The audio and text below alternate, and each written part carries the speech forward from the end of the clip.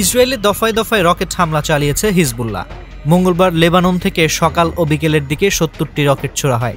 ইসরায়েলের সেনাবাহিনী এ তথ্য জানিয়েছে। তবে খোলা জায়গায় আঘাত হানার কারণে অধিকাংশ রকেট আকাশেই ধ্বংস করা হয়েছে বলে দাবি করা হয়।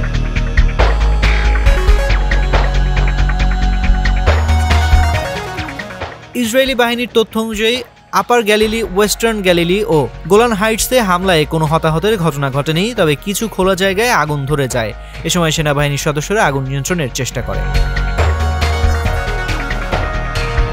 হামাস ও ইসরায়েলের মধ্যে যুদ্ধ শুরু হওয়ার পর থেকেই ফিলিস্তিনিদের প্রতি সমর্থন জানিয়ে আসছে লেবানন ভিত্তিক সশস্ত্র সংগঠন হিজবুল্লাহ। ফলে প্রায় এই দুই পক্ষের মধ্যেই হামলার ঘটনা ঘটেছে। গত ৭ অক্টোবর থেকে ইসরায়েলের হামলায় ৪০,১৭৩ জন নিহত হয়েছেন, আহত হয়েছেন ৯২,৮৫৭ জন।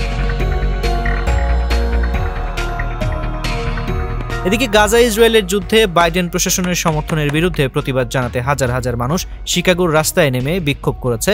সেখানে ডেমোক্রেটিক ন্যাশনাল কনভেনশন শুরু হয়েছে।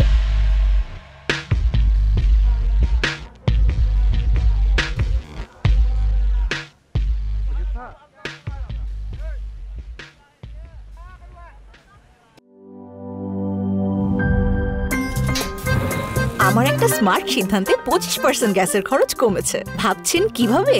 সাধারণ গ্যাস স্টোভ বদলে আমি এনেছি আরএফএল গ্যাস স্টোভ। এর সাইন্টিফিক নজল ও ব্রাস বার্নার ক্যাপ সমানভাবে তাপ ছড়িয়ে রান্না করে দ্রুত।